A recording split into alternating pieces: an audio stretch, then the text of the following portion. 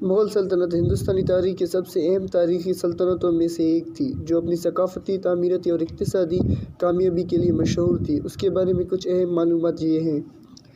بانی: مغل سلطنت کی بنیاد تیمور اور چنگیز خان کی اولاد بابر نے رکھی تھی، جس نے 1526 میں ہندوستان پر حملہ کیا اور پانی پت کی جنگ میں دہلی کے سلطان ابراہیم لودھی کو شکست دی۔ اس سے برِ صغیر پاک و ہند میں مغل حکومت کا آغاز ہوا۔ توسیع: بابر کے جانشین، خاص طور پر اکبر کے دور میں سلطنت میں نمایاں طور پر توسیع ہوئی، جو 17ویں صدی کے آخر میں اورنگ زیب کی حکومت میں اپنے عروج پر پہنچی۔ اپنے عروج پر مغل سلطنت نے برِ صغیر پاک و ہند کے بیشتر حصے کو گھیر لیا، بشمول موجودہ ہندوستان، پاکستان، بنگلہ دیش اور افغانستان کے کچھ حصے۔ انتظامیہ: مغل سلطنت اپنے نفیس انتظامی نظام کے لیے مشہور تھی، جس نے شہنشاہ کے ماتحت اقتدار کو مرکز بنایا۔ اکبر نے خاص طور پر مختلف انتظامی اصلاحات نافذ کیں، جس میں ٹیکس کا یکساں نظام متعارف کرانا اور سینکڑوں قانونی ضابطہ کا قیام شامل ہے۔ ثقافت اور فن: مغل سلطنت ہندوستانی فن تعمیر ادب کا سنہری دور تھا۔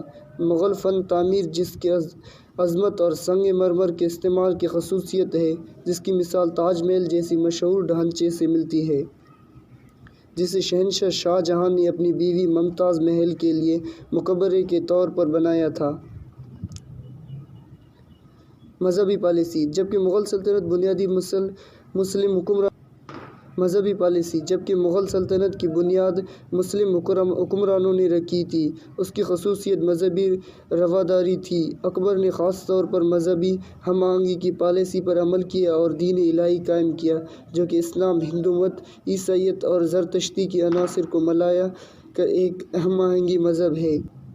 زوال: مغلیہ سلطنت کا زوال 17ویں صدی کے آخر میں شروع ہوا، بنیادی طور پر اندرونی جھگڑوں، جانشینی تنازعات اور فارس اور افغان فوج کے بیرونی حملوں کی وجہ سے سلطنت بتدریج بکھرتی گئی اور 19ویں صدی کے وسط تک اس کی جگہ بڑی حد تک علاقائی طاقتور اور یورپی استعمال نے لے لی تھی۔